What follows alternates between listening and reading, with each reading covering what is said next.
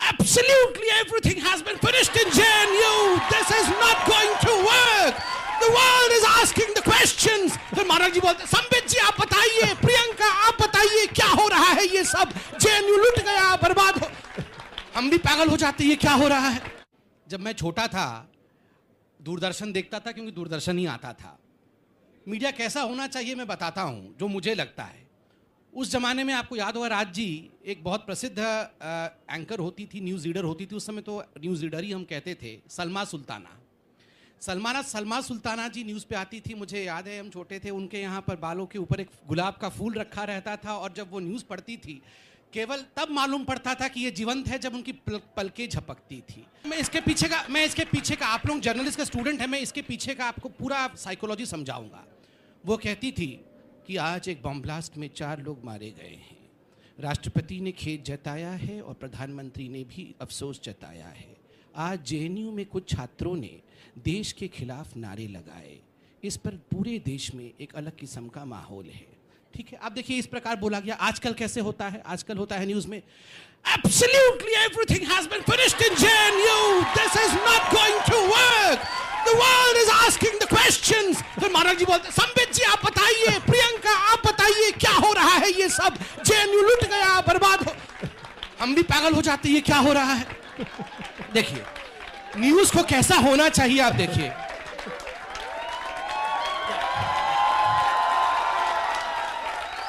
News को कैसा होना चाहिए? न्यूज़ को तटस्थ होना चाहिए। बम फट गया, बिल्कुल एक मोनोटोनस वॉइस में न्यूज़ को बोल देना चाहिए कि बम फट गया है, लोगों हताहत हो गए हैं, पाकिस्तान का हाथ इसमें लग रहा है, इसमें हम जांच कर रहे हैं। मगर जब न्यूज़ जज बन जाता है उसी, देखिए voice is the one which tells everything. पढ़ने के तरीके से ही मालूम पड़ जाता है कि वो कहाँ जा रहा है, ये कहाँ जा रहा है, क्या आप चाहते हैं। तब it's not news, it becomes views. कहीं ना कहीं अब न्यूज़ जो है व्यूज़ में परिवर्तित होती जा रही है, और मैं ये नहीं कहूँगा ये मीडिया की गलती है, 2 चीज़ों के कारण से है। We have changed as a society. आप अपने दादाजी को देखिए, अपने पिताजी और मम्मी को देखिए, और अपने आप को देखिए। हमारे दादाजी सुबह उठते थे, पूजा करते थे, आराम से चाय पीते थे, उनकी ज़िंदगी में हड़बड़ी नहीं थी। वो सलमा सुल्ताना को सुन लेते थे, खुश रहते थे, क्योंकि उसी आवाज़ में उनकी ज़िंदगी चलती थी। अब हमारी जो ज़िंदगी है वो ऐसे चल नहीं सकती है। हमारी ज़िंदगी सुबह 12 बजे भी आपकी नींद खुलती तो आप ट्विटर में, फेसबुक में एक आंख बंद करके देख रहे होते क्या चल रहा है। जो मैंने रात को पोस्ट डाला था फोटो अपने फ्रेंड के साथ, कितनी लाइक्स मिली है उसको, आप रात के 2 बजे देख लेते हैं। तो आपके दादाजी वो नहीं कर रहे होते थे। तो सोसाइटी बदल गया है, स्वाभाविक रूप से न्यूज़ की जो वॉइस है वो बदल गया है। मगर फिर भी आज मैं BBC देखता हूँ तो मुझे लगता है BBC has maintain that Salma Sultan way of delivering things. उनमें आप आवाज़ ऊंची करके बात नहीं कर सकते हैं, एक मोनोटोनस वे में BBC अपने न्यूज़ को रखती है। तो न्यूज़ को तटस्थ होना चाहिए। जहाँ तक branding of name is concern, आपने बिल्कुल सही कहा कि जमाना था जब इंदिरा गांधी की इतनी बड़ी नाम थी कि उनके नाम के इर्द गिर्द ही सब कुछ बुना जाता था। मगर वो नाम भी तो होना चाहिए ना। नाम ऐसा ही नहीं होता है, नाम के साथ वो शख्स होता है, तभी तो नाम होता है। आपके पास भी तो एक नाम था और है। किसने मना किया आपको ब्रांड करने के लिए उस नाम को? आप उस नाम को पैकेजिंग कर सकते। देखिए मैं किसी को बुरा नहीं कह रहा हूं, I wish them all good luck. और सब बड़े लोग हैं, हम लोग उनके लिए रोज रोज टीवी पे लड़ते रहते हैं, मगर ये कोई छोटा व्यक्ति नहीं है। इन सब ने जनता के सामने लड़ाई लड़के इतने वर्षों तक पार्लियामेंट में अपनी पैठ बनाई हुई है। मैं राहुल जी के लिए ऐसा नहीं कह रहा हूं कि वो छोटे हैं या बड़े हैं, अच्छे हैं, मगर मैं सिर्फ इतना कह रहा हूं कि आप जो कह रहे हैं नरेंद्र मोदी जी के नाम को हमने बेचा, अरे हमने बेचा नहीं। वो एक ऐसी शख्सियत हैं जिनको जनता देखना चाहती है, सुनना चाहती है, अपनाना चाहती है। That's it. आपके पास भी एक ऐसी शख्सियत है, शायद उसको जनता अपनाना नहीं चाहती थी, वो वक्त उनका नहीं आया था। That's it. अच्छा, पहले मैं आप हमारी लड़ाई चलती रहेगी। देखिए जैसे हमारे धर्म में, सनातन में माना जाता है कि धन्वंतरी जो है वो मेडिसिन के देवता है। धन्वंतरी, आप लोग चूंकि जर्नलिस्ट के स्टूडेंट हैं, आप जानते हैं आपके देवता कौन है? जर्नलिज्म के देवता किसको माना गया है? नारद जी। Very true, Narad ji. देखिए 2 चीज़ें नारद जी से जरूर सीखिएगा। उनके जैसे चपल, चतुर, चंचल रहिएगा जर्नलिज्म में। अभी यहाँ, कल वहाँ, दूसरे मिनट में वहाँ। ये बिल्कुल प्रकट होने की कला होनी चाहिए। नारद से सीखो कि हर जगह प्रकट हो जाना है। दूसरी बात, स्पिरिचुअलिज्म, नारायण नारायण, वो सच्चाई है। आप नारायण मत कहो, आप विष्णु मत कहो, आप अल्लाह कहो, आप जीसस कहो, कुछ भी कहो, जिसको मानते हो वो आपके मन में होना चाहिए। सच्चाई जो मैडम कह रही थी, सच्चाई के साथ, तो सच्चाई सच्चाई कह के हर जगह प्रकट होना है। और नारद से तीसरी बात सीखनी है, वो कड़वी से कड़वी बात भी कितने मृदु तरीके से कह जाते थे। अरे राजन, तुम्हारा तो अंतिम समय आ गया है। पॉलिटिशियन को भी जाके, जब पॉलिटिशियन के पास भी जाओ, उसको ऐसे ही कहना, अरे राजन, तुम्हारा अंतिम समय आ गया है। और इसलिए वो लोगों को जोड़ता है, आंदोलन लोगों को जोड़ता है, और चुनाव हमेशा लोगों को लड़ाते हैं, चाहे आपस में ही क्यों ना हो। इनके बारे में भी बात भी कर रहा था, वो बात दूसरी है कि बड़े कम मुस्कुराते हैं, जब मुस्कुराते हैं तो चिल्ला के मुस्कुराते हैं। लेकिन मैंने ये बात इनके साथ में खड़े होकर भी कहा और इनके पीठ पीछे भी कहा, अभी भी आप लोगों से, कि इस व्यक्ति के अंदर ज्ञान है, समझ है, आज की इस जनरेशन का इंसाइक्लोपीडिया है। गलत हो सही हो मैं नहीं कहता, लेकिन बात का जवाब देता। तो कभी भी ये उनका मेरा आपस में, मेरी पार्टी के साथ में विचारधारा का विरोध हो सकता है, लेकिन व्यक्ति के गुणों का विरोध नहीं होना चाहिए। मैं कभी नहीं कहूंगा तटस्थ रहो। मैं देखिए, क्योंकि अब ये बात राजनीतिक तौर पे घुमाने की कोशिश की जा रही है, तो थोड़ा इसको खुल के चर्चा करनी पड़ेगी। जैसे संबित जी ने कहा कि बहुत साफ वहां नारे दिखे, देश विरोधी नारे दिखे, भारत के टुकड़े होंगे के नारे दिखे। भारत के टुकड़े होंगे के नारे जिन्होंने लगाए, जो ये नारे का जिसका जिक्र आप लोग बार बार टीवी चैनल पे बैठ के करते हैं, आज कहां पकड़े गए वो लोग? सवाल तो यही बार बार आपसे पूछा जा रहा है। जिन लोगों ने मुंह पे पट्टी बांध के वहां नारे लगाए कि भारत की बर्बादी के तक जंग जारी रहेगी, भारत के टुकड़े होंगे, उन लोगों को अब तक आपकी पुलिस क्यों नहीं गिरफ्तार कर पाई? इस बात पे अपना फेलियर मानिए आप, पहली बात। दूसरी बात यह है कि मुझे आपत्ति है इस बात पे कि आपकी सरकार देशभक्ति का प्रमाण पत्र बांटती है छात्रों को। उनके हिसाब से बोलिए तो देशभक्त हैं, उनके हिसाब से आप नहीं बोलते हैं तो आप देशद्रोही हैं। आप कौन होते हैं देशभक्ति का प्रमाण पत्र बांटने वाले? तिरंगे पे आप देशभक्ति का प्रमाण पत्र बांटते हैं।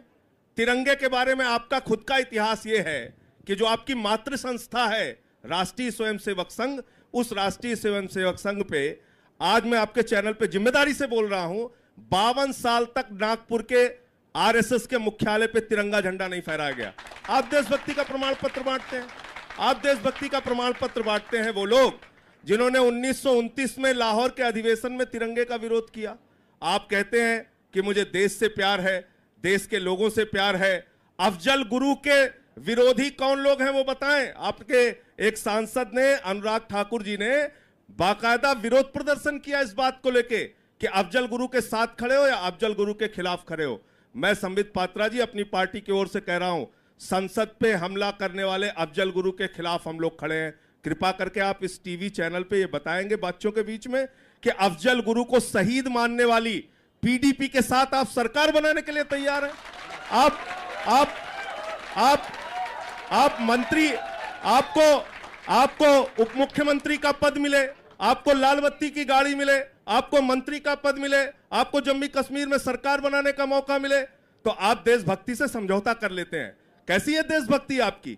52 साल तक आप तिरंगा झंडा नहीं फहराते, आपको तिरंगे का सम्मान नहीं है। आपने इस देश, अभी आपने कहा लोकतांत्रिक ढंग से विरोध करने का अधिकार होना चाहिए। माफ कीजिएगा संबित पात्रा जी, आपके मुंह से यह बात सुन के अच्छी नहीं लगती है जिस पार्टी के अंदर लव जिहाद पे आदित्यनाथ देश के अंदर बवाल खड़ा करने की बात करें, जिस पार्टी के लोग, जिस पार्टी के समर्थक वैलेंटाइन डे पे बच्चे बच्चियों को पार्क में पकड़ के पीटने का काम करें, आपके मुंह से यह बात शोभा नहीं देती। आपने इस देश की लोकतांत्रिक संस्थाओं को खत्म करने का काम किया है, छात्रों की, नौजवानों की आजादी को खत्म करने का काम किया है। इसलिए मैं कहता हूं इस पे चिंतन कीजिए, विचार कीजिए। प्रधानमंत्री जी कहते हैं वो संघ के सच्चे स्वयंसेवक हैं, राजनाथ सिंह जी कहते हैं वो संघ के सच्चे स्वयंसेवक हैं। मेरा आपसे बड़ी विनम्रता पूर्वक सवाल है, संघ के सच्चे स्वयंसेवकों, आपने 52 साल तक नागपुर के मुख्यालय पे झंडा क्यों नहीं फहराया? मेरा आपसे बहुत विनम्रता पूर्वक सवाल है, आप अपनी शाखा में तिरंगा क्यों नहीं फहराते?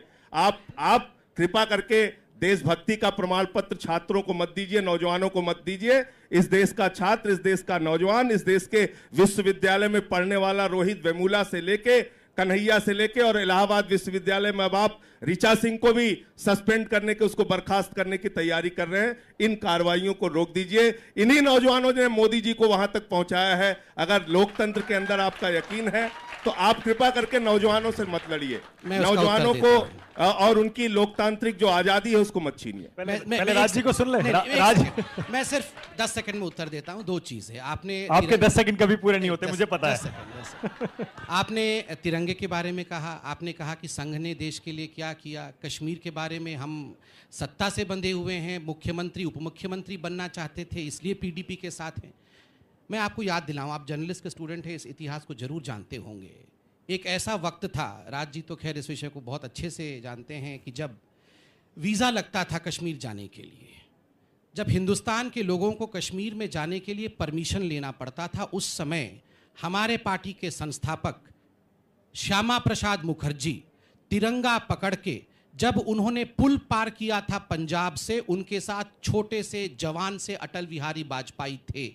उन्होंने क्या कहा था? पुल के बीच में जाके वाजपेयी जी को, जवान वाजपेयी जी को कहा, बस अटल यहीं से तुम वापस चला जा, क्योंकि मैं वापस नहीं आऊंगा, मेरी बॉडी यहां से आएगी, मैं वापस नहीं आऊंगा, तुम्हें मेरी सच्चाई को पूरे देश में पहुंचाना है। और आज मेरे भाइयों, वो श्यामा प्रसाद मुखर्जी एक काल कोठरी में बंद किया गया, वो मरा वहां पे, तड़प तड़प के मरा, तब जाके ये वीजा हटा, आज हम कश्मीर में घुस पा रहे हैं।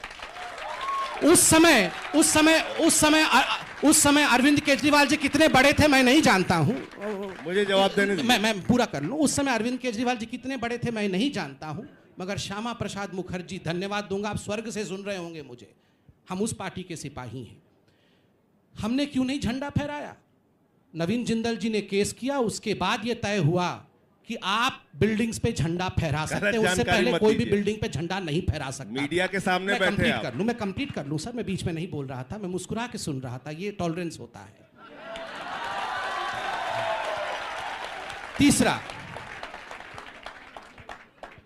तीसरा आपने कहा कि यूनिवर्सिटी के नौजवानों को, जिन्होंने मोदी जी को बनाया, उनको हम ना भड़काएं, उनके खिलाफ काम ना करें। बिल्कुल सच्चाई, मोदी जी को नौजवानों ने ही बनाया है, क्योंकि वो उनकी ताकत को पहचानते हैं, उनसे कोरिलेट करते हैं। नौजवानों को आप एक ब्रश से पेंट मत कीजिए। कितने नौजवान इस रूम पे हैं, मैं पूछता हूं, जो कहेंगे अफजल हम शर्मिंदा है, तुम्हारे कातिल जिंदा है? कितने नौजवान इस रूम में हैं? मैं पूछना चाहूंगा, हाथ उठा के वह बोले कि याकूब मेमन, तुम एक याकूब मारोगे, हर घर से याकूब निकलेगा। क्या हो गया है? आप नौजवानों को किस प्रकार से पेंट कर रहे हैं कि आज देश का नौजवान याकूब मेमन और अफजल गुरु के साथ खड़ा है? कतई नहीं खड़ा है साहब। अरविंद केजरीवाल और राहुल गांधी जाके उन कुछ नौजवानों के साथ खड़े हो सकते हैं जो देश के आतंक फैलाने का काम करने वालों के साथ खड़े होकर नारेबाजी करते हैं। मोदी जी उनके साथ नहीं खड़े होने वाले हैं। और मैं आपको बता दूं, नौजवानों, मैं आपको एक बात बता दूं, हम आज इतनी बड़ी पार्टी बन के आए हैं, हम हार जाएंगे, जीरो हो जाएंगे, मगर कश्मीर पे कॉम्प्रोमाइज नहीं होने देंगे। ये याद रखना, हम यहां पे सत्ता चलाने नहीं आए हैं। श्यामा प्रसाद आप ही के पार्टी के प्रशांत भूषण जब थे, अरविंद केजरीवाल जी के सामने खड़े होकर उन्होंने प्लेबिसाइट की बात की थी कि कश्मीर में वोटिंग होनी चाहिए, कि कश्मीर हिंदुस्तान का हिस्सा रहेगा, कि हिंदुस्तान से जुदा होगा। हिम्मत कैसी होती है ये कहने की? हिम्मत कैसी होती है? जिस देश में खाते हैं उस देश की थाली में छेद करते हैं। हमें सत्ता नहीं चाहिए, सत्ता आज ले लीजिए, सत्ता जाए सो जाए, मगर कश्मीर, मैं आपको प्रतिज्ञा करता हूं, बहुत छोटे पायदान पे खड़ा हूं, राजनीति के सर कटा दूंगा, मगर कश्मीर इस देश से अलग नहीं होगा। संजय जी, राज जी को सुन ले। ये जिम्मेदारी आपकी है कि शब्दों से अलग ना हो। और मैं इनके ऊपर कुछ नहीं कहूंगा। आरएसएस को अंग्रेज मजाक में कहता था। आरएसएस का मतलब क्या था आज राष्ट्रीय स्वयंसेवक संघ कहते हैं। मैं उसके बारे में कोई टिप्पणी नहीं करूंगा। 1924 से शुरू हुई है ये। 1924 में उधर ग्योबल शुरू हुआ, हिटलर शुरू हुआ, यहां पर आरएसएस, और उसके बाद में इस आरएसएस को क्या कहा जाता था? रॉयल सीक्रेट सर्विस, अंग्रेज मजाक में कहता था। आई एम सॉरी, नहीं माफी चाहूंगा, वो ये तथ्यों की बात नहीं है। जैसे रॉ, अब इंटॉलरेंस मत दिखाइए आप ना, भी। मैं तो मुस्कुरा रहा हूँ। देखिए राज बब्बर जी मुस्कुराते नहीं, मैं देखो, बहुत सारी बातें कह गए। नहीं, मैं कहूंगा नहीं हाँ कहूंगा। बिल्कुल वही कह कहिए। रहा था नहीं। अच्छा 10 सेकंड में- ये क्लोजिंग है, इसके बाद संजय जी प्लीज। मैं भी कुछ नहीं कहना खत्म चाहता हूँ, करेंगे। ऐसे कह के थोड़ी बातें कह दूंगा। देखिए ऐसा है, आप बिल्कुल, राज जी ने बिल्कुल सही कहा कि शब्दों का चयन और शब्दों का प्रस्तुतिकरण बहुत महत्वपूर्ण है। और खास करके तब जब मैंने आपको एक चरितार्थ करके उदाहरण दिया कि पहले किस प्रकार न्यूज़ पढ़ा जाता था और अब बहुत कम शब्दों में कैसे तीक्ष्ण रूप से उस मैसेज को पहुंचाना है। मैं एक और उदाहरण देके आपको प्रस्तुत करूंगा। जैसे अभी राज जी ने आरएसएस के विषय में कहा, और जब भी मैं टीवी डिबेट में रहता हूं, आपके चैनल पे भी रहता हूं, तो कांग्रेस बार बार एक चीज़ कहती है, आप कहाँ थे जब स्वतंत्रता की लड़ाई हो रही थी? आप क्यों आज बोल रहे हैं? आप कहाँ थे जब अंग्रेजों के खिलाफ हम लड़ रहे थे? तो मैंने एक बार यूं ही पूछ लिया, और मुझे लगता है जर्नलिज्म में ऐसे 4-5 शब्दों को जोड़कर छोटा सा जुमला बना ही लेना चाहिए, बहुत तीक्ष्ण प्रहार करता है। मैंने यूं ही पूछ लिया, हम तो यहीं थे, आप ये बताइए सोनिया गांधी जी कौन से जिले से लड़ रही थी स्वतंत्रता संग्राम की लड़ाई? ये बताइए। देखिए जो ये कहना बहुत गलत होगा। मेरे कि ख्याल हम- से सर, मैं एक मिनट बात खत्म इसलिए करना, मैं सोनिया गांधी, राहुल गांधी, राजीव गांधी, इंदिरा गांधी, ये नाम नहीं है। इन नामों के साथ में मत जाइए। राज बब्बर कहाँ था ये भी आप कह सकते हैं, संजय कहाँ थे ये भी आप पूछ सकते हैं, लेकिन हम जहां भी थे हम विचार और सोच के साथ में थे। और सोनिया गांधी जहां आई हैं वो विचार के साथ में आई हैं, सोच के साथ में आई हैं। व्यक्ति नाम से यहां पर नहीं आया है, बल्कि विचार के बीच में। सर मैं इसे वैरी करता हूं, बिकॉज मैं मानता हूं ये कहना कि सोनिया जी, राजीव जी, राहुल जी नाम ही हैं। They are just ordinary people as we are in democracy. They are not beyond names. They are not philosophy in themselves. नहीं, वो विचार नहीं है, वो मनुष्य हैं जो विचार धारण करते हैं। इसलिए उनको मनुष्य की कैटेगरी से बाहर निकाल देना ये बिल्कुल उचित मैं नहीं मानता हूँ। दूसरी बात है, मैंने क्यों कहा, देखिए मेरे परदादा वो बीजेपी तो 1980 में आई, मेरे और आरएसएस तो 1925 में आई। मेरे दादा के दादा, मेरे दादा वो संघ में थे नहीं थे, वो क्या हिंदुस्तान के खिलाफ लड़ रहे थे? वो तो हिंदुस्तान के साथ लड़ रहे थे। और ये जो कांग्रेस आज की है, ये तो कांग्रेस आई है, वो तो गांधी जी ने खुद कहा था उस कांग्रेस को डिसॉल्व कर दो। आप लोगों ने नेहरू जी ने तो गांधी जी की बात को भी नहीं माना, जबकि गांधी जी खुद चाहते थे कांग्रेस डिसॉल्व हो। But my only resolve is कि ये बात गलत है कि हम कहाँ थे जब स्वतंत्रता की लड़ाई हो रही थी। मेरे दादा भी यहीं थे, मेरे परदादा भी यही थे, आपके भी और संजय जी के भी यही थे। मगर जो आपके पार्टी को आज दिशा निर्देश दे रही है वो कहाँ थी, ये सवाल आप पूछिए कि वो किस देश में थी, वो इस देश से लड़ रही थी या नहीं लड़ रही थी। मोदी जी को जितना क्लोजली ऑब्जर्व किया हूँ, जितना भी, ज़्यादा नहीं, पास से नहीं, जितनी दूर से भी मैं ऑब्जर्व किया हूँ, एक बात मैंने उनमें बहुत खास पाया है, मैं आपसे शेयर करूँगा। एक ऐसा व्यक्ति है वो जिसके चेहरे पर मैंने कभी थकावट नहीं देखी है। कोई वो 4 दिन से राजनीति नहीं कर रहे हैं, वर्षों की राजनीति है, 20 वर्ष की राजनीति है, 15-16 वर्ष मुख्यमंत्री के रूप में और उसके बाद 2 वर्ष प्रधानमंत्री के रूप में, अगेंस्ट ऑल ऑड्स, सारी एडवर्स कंडीशंस झेलने के बाद रोज मीडिया का घेराव, रोज ऑपोजिशन और सरकार का घेराव, किस प्रकार से कोर्ट को फेस करना, सीबीआई को फेस करना, सत्य आया, क्लीन चिट मिला, मगर रोज उस प्रेशर में भी झुकना नहीं, अडिग होके खड़ा होना, चेहरे पर सिकन नहीं आना। आज अमेरिका में है, लौट के आते हैं, 9 दिन जल नहीं, केवल जल पे अपना जीवन व्यतीत किया नवरात्रों में, और यहां आकर, मैं दूर से बता रहा हूं, मैं नहीं जानता हूं पास में क्या है, मगर जब उतरते हैं तो फिर उसी ताजगी के साथ स्वच्छ भारत अभियान का भाषण, ये साधारण चीज नहीं है। मैं अभी यंग हूं, आप भी यंग हैं, आप 5 दिन करके देखिए, मैं आपको बता रहा हूं, 5 दिन करके देखिए, 6ठे दिन में पीठ में दर्द शुरू हो जाएगा, चेहरे पे झुर्रियां आनी शुरू हो जाएंगी, फेशियल की आवश्यकता पड़ेगी, बाल बनाने की आवश्यकता पड़ेगी, क्योंकि थकावट दिखने लगेगी। जब इंसान के चेहरे पे थकावट नहीं दिखे, बावजूद इसके कि आप 24 घंटे काम करें, याद रखिएगा उस पे आध्यात्मिक वरदान है, वो आध्यात्मिक रूप से सोच रहा है। मैं राजनीति में नहीं पढ़ना चाहता, मैं सबको अच्छा बधाई देना चाहूँगा कि राहुल गांधी भी अच्छा काम करे, अरविंद केजरीवाल जी भी अच्छा काम करें, हमारे ही देश के नागरिक हैं, हम सब एक हैं, मगर जो हकीकत है उसको हम कभी भी दरकिनार नहीं करें. Modi ji is a man who is working for this country relentlessly. Please try to understand that. धन्यवाद.